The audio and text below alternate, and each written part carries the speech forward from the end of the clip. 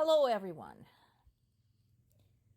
So the conversation still continues about the plane crash, which Russia claimed was carrying Ukraine's POWs.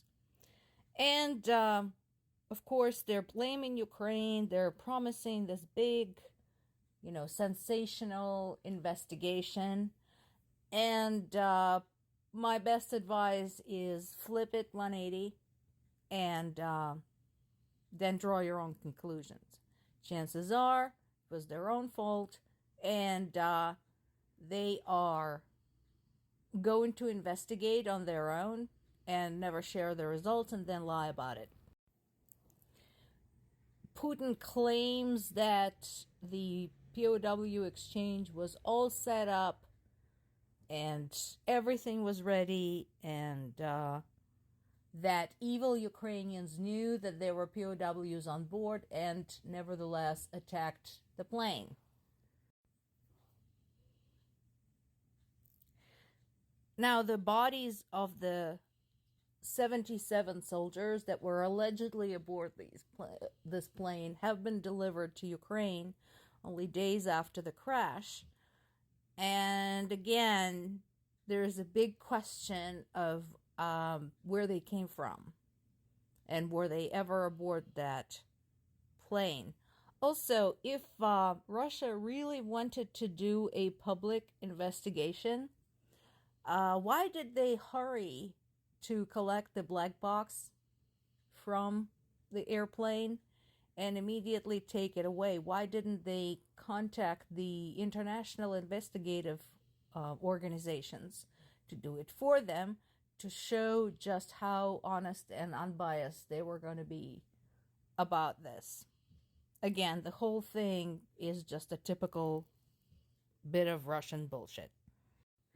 We do have some good news. There is an international coalition now spearheaded by the Baltic states and UK, with other members joining to help Ukraine. I think it's a good idea. They decided not to wait for the United States to sort out its shitty House of Representatives, where radical Republicans are willing to play games with other people's lives as long as it allows them to hold on to power and figure out what they can do on their own. Is it anything comparable to what U.S. might have provided? No. But does it count? Absolutely. Every little bit counts. Everything counts. And since these countries are right there, they're up close and personal to where the war is actually taking place, they have a very sober perspective. And having been through 2 world wars before, they understand how quickly this thing can just roll over them. So, thank you, coalition. Now let's talk about some of the human element. After the attacks on the Kharkiv region, a 13-year-old girl died in a hospital from the shrapnel wounds. Again, all of you people over there screaming that all children should be protected, blah, blah, blah. Here you go. How many of Ukrainian children have to die, be left crippled for life, be kidnapped before you actually put your money where your mouth is? Here's a story of another child. This is particularly horrifying. So, this man here is a Russian soldier. His last name is Filonov, and he was one of the key participants in the slaughter in the town of Bucha. Does anybody even remember Bucha and Irpin?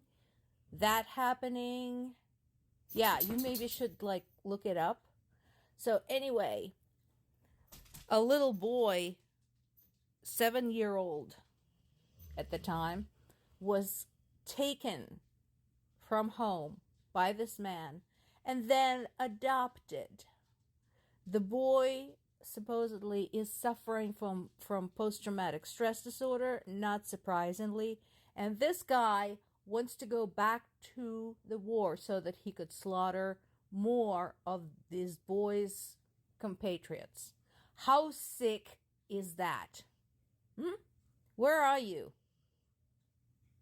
UNICEF, you're supposed to be protecting the rights of children specifically. Red Cross, anybody? Amnesty International? This is happening, and this is just one story among thousands. And this is one for people who, again, think this is only localized to Ukraine and nobody needs to worry about it. This particular story is on NPR today, and it comes from Nepal, of all places. Now look at the map. Find Nepal, find Ukraine. Yep, seems quite far away. Not so. So this particular story is about one family whose member, a Nepalese man, went to Russia, didn't tell his family initially, and ended up dying in Ukraine because he was conscripted into Russian army. His family initially thought he went to Afghanistan to renew their passport. Then they got a letter from him from Russia where he said he was following the express path to citizenship there and earning good money. But don't worry, I'm nowhere near the war. And the next thing they knew, they received a letter from Nepalese embassy in Russia that he was killed in Ukraine.